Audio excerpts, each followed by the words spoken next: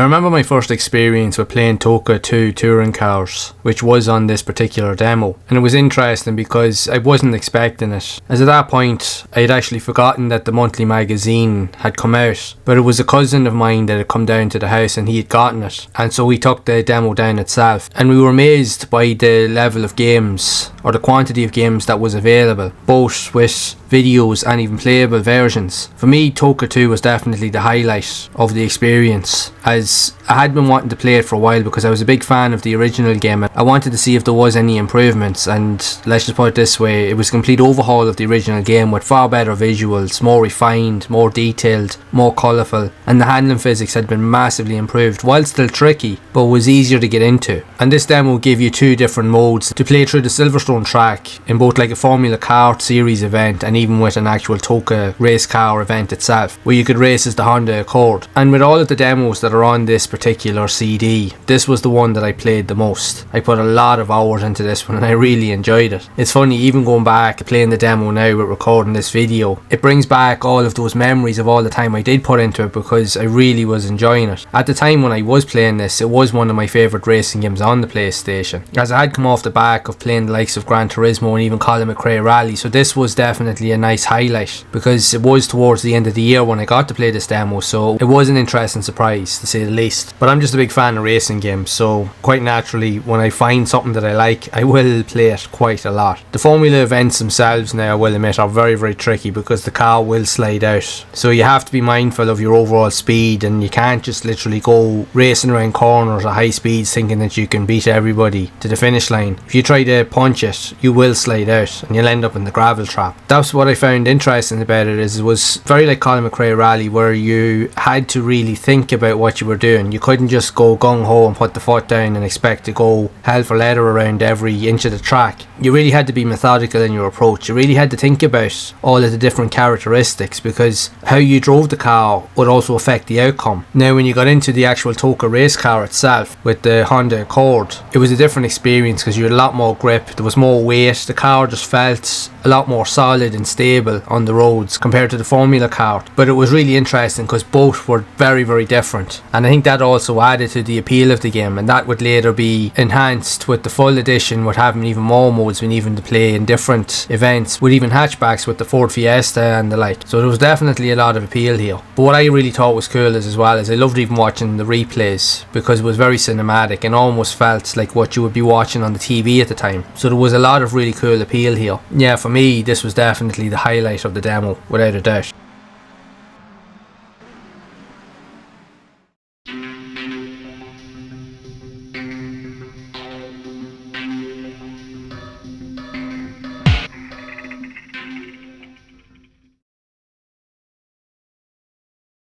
Blitter Boy would be a net Yaroze game that was also added to the disc, and this was a common practice with games that were being added to all of these demo CDs around that time. It was a great avenue to allow players to get a glimpse of this interesting project, allowing developers to create their own versions of games for the PlayStation. While some of them weren't polished per se, but they presented some very interesting ideas and it proved that it was capable. Some of these games even went on to be full-scale releases in themselves, which I will cover in future videos. But it was just interesting to see people's different ideas. The fact is that you could develop a game and release it on the PlayStation itself in some shape or form was really really cool. So what I found with this game is the majority of the levels you play from a top-down perspective, and you have to try and save all of the children around the level from the different dangers that lurk within by shooting all of the enemies and everything that gets in your way, and you have to rack up points and defeat all of the enemies until all of the waves are gone. A lot of characteristics that you see in games of a similar type, even when you look at the likes of even Robotron X that was also on the PlayStation and other games like it. It has a very similar play style in terms of how it presents itself to a degree, but a lot more simplified. So as you play, you would also have to collect all of the children and gather them up in a line and then try and take them to the exit. Very much like games called Flicky that would have been on the likes of the arcade and even old 8-bit and 16-bit consoles back in the day. But looking back, I do remember not playing this one nowhere near as much as I played some of the other games on the disc itself. It was good in short bursts, but I found that it didn't provide enough for the longevity of it to keep you playing. But it did have different modes and a few different levels, at least to keep you engaged for a while.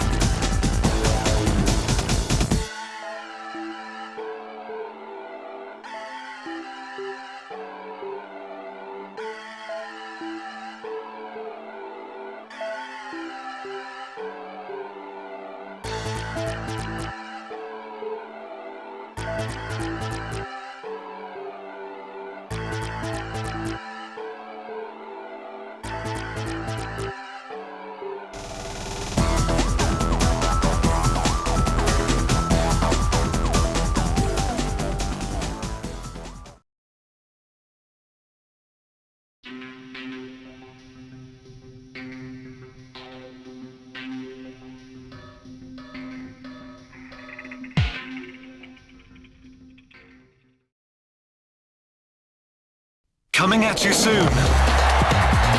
The game of the century. Brian Lara Cricket. You're standing at the wicket, facing the greatest fast bowlers in the world. The ball is flying through the air. To you, it's just a blur. To your team, it's everything. Knock it for six and you're a hero. Oh, what a shot! Miss it and you're history. Oh my goodness. All you've got on your side is instinct and gut reaction. The crowd roars as you hit it hard and fast. That'll be six! It's then you know you're not just playing cricket. You're playing Brian Lara Cricket. Oh, that's fantastic!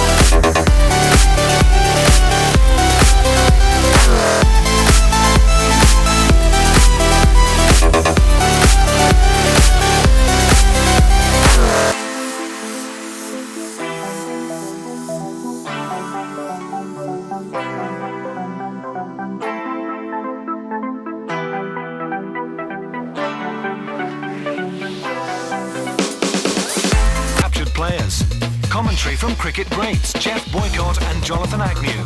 Real statistics for 240 international stars from 9 great cricketing nations. Play a range of tournaments, plus day and night games and classic matches. Play every kind of international cricket, from a 10 overs slog to a 5-day test. 46 true-to-life stadia from the world's cricketing nations.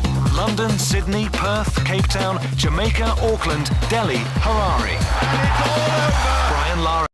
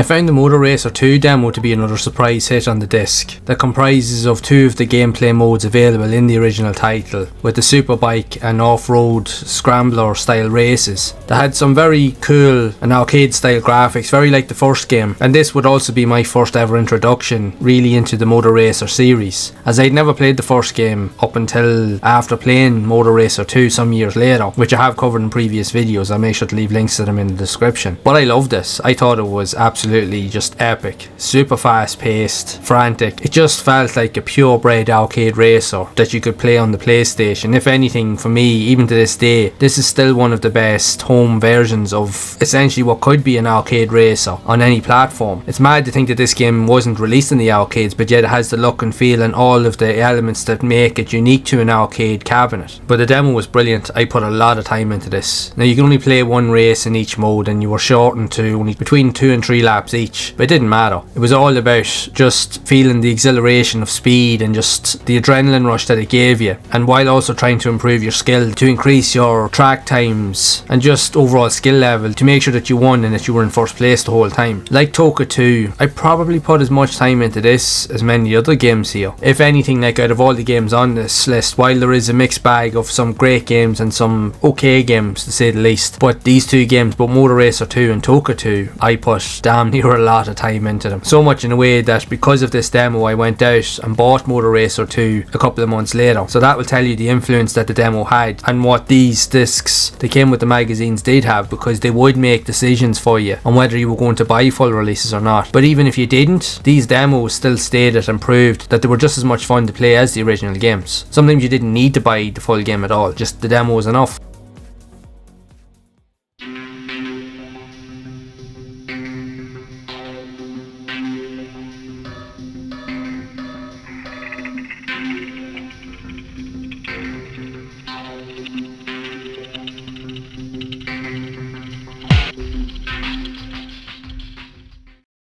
When Psybadek was released on this demo as well, it was interesting because it is quirky in terms of how it looks, but it didn't receive the best of reviews in the magazines, stating it to be quite fiddly and just repetitive in a way, which it is, because it is a very tricky yet a very difficult game. But I was always curious about playing it because I remember going back about a year prior, we had got access to like a videotape as part of another magazine, and this is going way back to the days when DVDs weren't even a thing. If you wanted to watch like rolling demos, you either got them on the disc, or sometimes other magazines would actually give you video cassette tapes that you could play in your own video player that you would have had at home, which we did. And one of them was like a 20-minute show reel of a load of upcoming games for the PlayStation that had like Castlevania, Symphony of the Night, Nightmare Creatures, Formula 1 97, and Psybadek was among that list of games that displayed like rolling demos of them. So when I seen it, I was curious about it. Now I was more interested in playing the other games, but because this was on, it was like, sure, if I ever get the chance to play it, sure, I'll give it a go.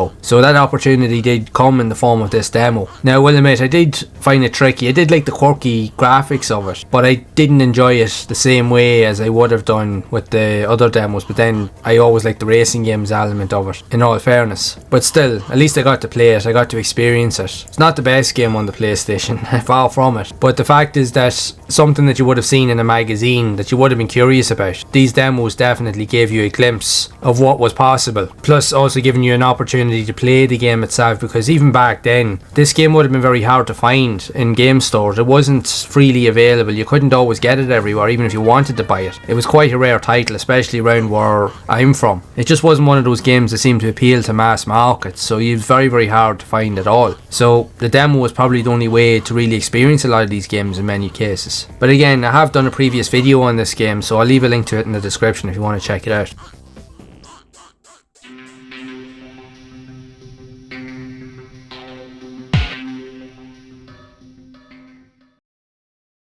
Music was an interesting one when this was added to the disc, as it wouldn't have been really, to be honest, a game that I probably would have gone out of my way to play all that much. But the fact is that you could create your own tunes and beats. It definitely made you curious to see what you could do, because even myself growing up, I grew up in an era where I listened to anything that sounded good, either from rock music to dance, rave, pop, techno, whatever it is. At the time, I was a big fan of The Prodigy and anything like it. So the chance to be able to create short samples with this demo was definitely really cool. But I will admit, because at the time I didn't really know much about how to design or create music, it was very, very tricky, and especially getting used to the controls. While the game does a fairly decent job of trying to tell you exactly what does what with the button combinations, but when you actually go into the demo itself, and even the same can be said with the full game, which one of my brothers later bought, as he was a big fan of it, trying to figure things out. Even my youngest brother, which is a DJ now as one of his jobs, I suppose the inspiration was there from an early age, because he would have sat down and played this as well, trying to figure things out. But I think for me, because I was so used to playing different types of games, I always like playing like racing games or something that's more action focused, something where you can feel like you can see some form of progress that's a bit more fast paced. Well, at that time at least, I did struggle to get into this because I didn't really know what I was doing, and I didn't know what buttons did what, even though it tells you to do it, but your mind couldn't figure it out, even though it was plain as day what was there. But it just didn't feel like a lot of times when you did do something that it would work in the same way. Now, as with anything, it takes time and patience to figure things out, and I do remember vaguely putting together a few beats, and it sounded pretty cool, or so I thought at the time. But I think because I was a bit young and naive, I didn't allow myself to really engage with it as much as I should have done, and I just didn't have the attention span to really sit down with it, whereas my brothers did when they bought the full game. And I genuinely think it was because of this demo itself, because my brothers had been playing it too, that the brother that did buy it was because of him playing the game on this demo. Because out of all of my family members, he was the one that didn't really play video games all that much. Very, very seldom would he find a game that he would sit down and play. He just didn't have the same eagerness to sit down and play video games like the rest of us. So this was interesting. When he did have a game here, this was more of his thing. But still, it was an interesting idea, and back then this would have been one of the best ways to get an idea of how to create music for yourself, which you could have saved then onto your memory card. Now, the demo wouldn't really have allowed you to do this all that much, but it did definitely give you an idea of how to mix different beats between riffs, drums, pianos, and even just different instruments, so that you can make up your own tracks, if you will. But yeah, looking back, I think I definitely should have put a bit more time into this one, but I will definitely cover this in more detail in a future video, for sure.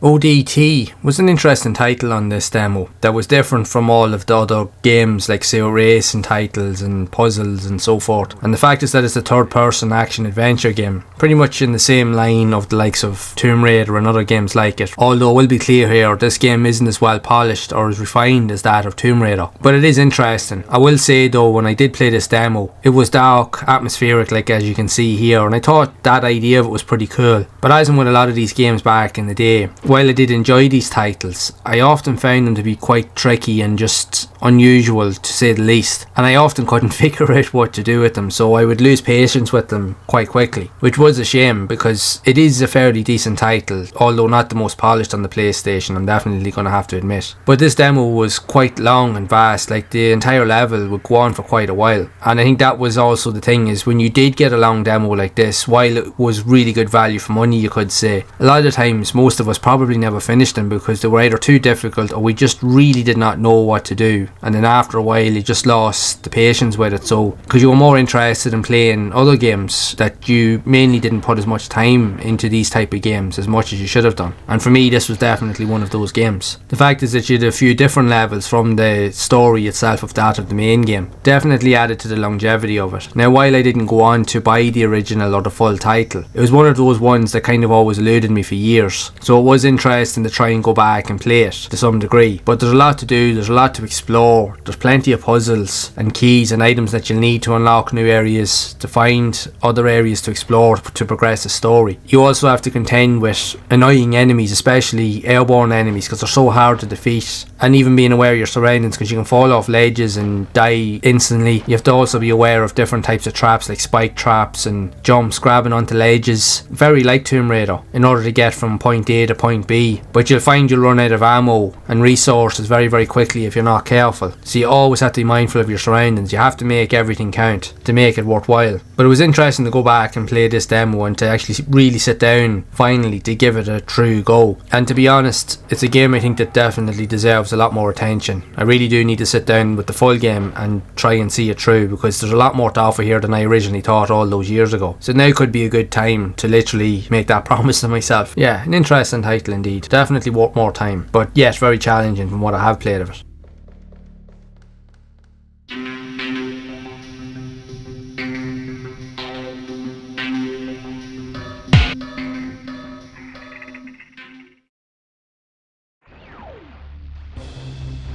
The Crash Bandicoot 3 Warp demo allowed you to play as one level from the main campaign very early on within the game itself. That added some really cool visual elements and tweaks to that seen in the previous games, while also keeping with the core fundamentals of the gameplay that we knew and loved from playing the previous entries in the game. Because I was a fan of the first game, and my brother actually got Crash Bandicoot 2 around Christmas of 1997, and we played that quite a bit also. Very fun title, I have to say. So it was interesting to go and play this demo here. While it was quite short, it was very cool. Now, I didn't put as much time again into this as I would have done with, say, the racing games of Moto Racer and Toca 2, but it was still pretty cool to go back and just to experience the newest edition of Crash at the time. I would later get to play the full game through one of my younger brother's friends getting it for Christmas, and he took it over, so spent a little bit of time playing that on Christmas Day back in late 98. So it was interesting, yeah, but this would have been my first experience of getting to play the game for the first time. Very, very cool indeed. The fact is with this one that you go back in time into different time periods or different eras was very, very cool, and you had different types of monsters and hurdles and challenges to deal with. Just made it even more fun and engaging, even though while it was short. But that's what I loved even about these demos, because you spent a bit of time, or the bit of time that you did spend, you'd always be looking for any hidden secrets or glitches or cheats or something that you could use to your advantage. And I've probably done this as much in the demos as I did even in the full games, because you literally wanted to tear the game apart and see what was there if you could, if it was possible, which was very, very cool.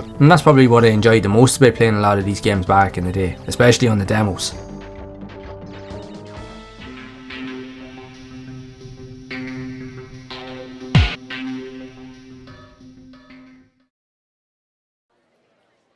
Lemmings was an interesting addition to this demo disc, as I remember playing a game way back on the Sega Master System all those years ago that graphically wouldn't have been as good as this, but the levels and the layouts were very, very similar. It was very quirky, very cutesy, with the interesting soundtrack and just the overall gameplay. But I do remember being a fan of the game way back, and I enjoyed it for what it did offer. So it was interesting to try and bring back the nostalgia with trying to play this. Now, I got through the first couple of levels, but then later on I kind of messed up with different elements, but sure, it is what it is. When you haven't played the game for a long time, it's very hard to familiarise yourself with the controls all over again, as there is a lot of trial and error involved in these games. Essentially, when the goal is to try and get all of the Lemmings characters to the goal in one piece and trying to save everybody, but sometimes you do have to make choices or sacrifices in order to keep everybody safe, or to get the most amount to the goal in one piece with minimal casualties if you can help it. But in some cases, it's not an easy thing to do, especially if you haven't played it in a while. But still, it was fun, but at some point I knew I had to walk away from it, because it was just like, yeah, I'm struggling with this. But still, very, very cool to go back and play these classic games. And the fact is that it got a re-release on the PlayStation would have made it appealing to fans of the series itself.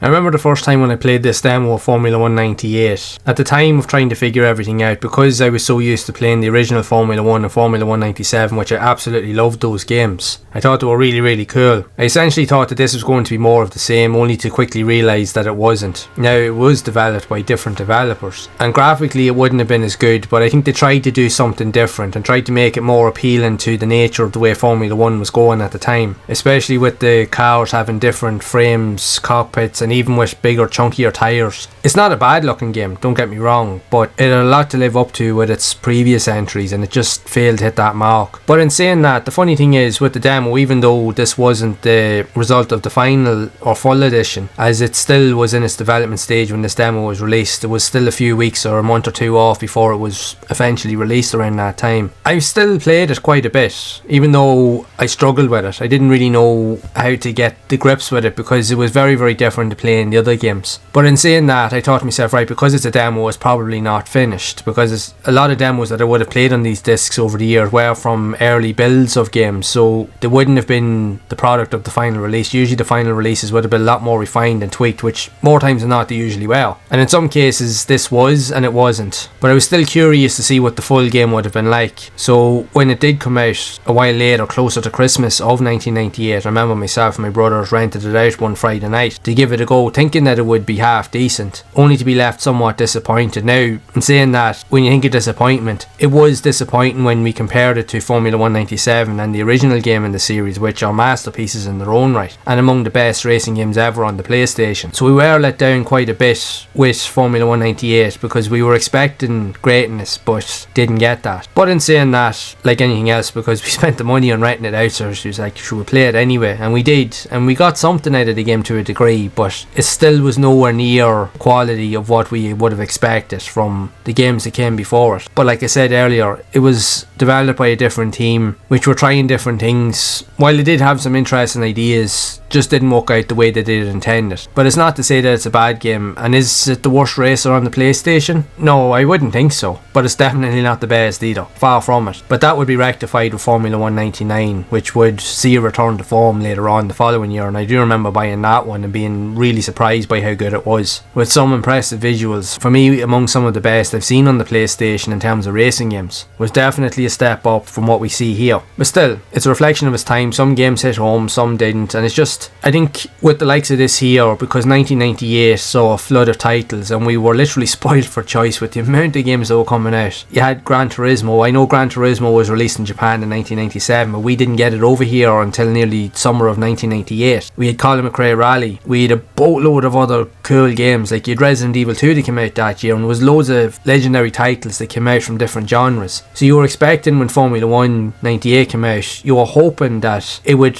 at least carry on that element of us being spoiled, if you'll say. But when it didn't turn out to be the way that we would have expected, it did somewhat leave a bitter taste in your mouth in many ways, because like I said, we had so many cool games that came out that year, we didn't really know what to do. But still, it is what it is. Not everything can be perfect, not everything can be good, but we still played it because we're fans of the games, we're fans of the series, and you got something out of it at least.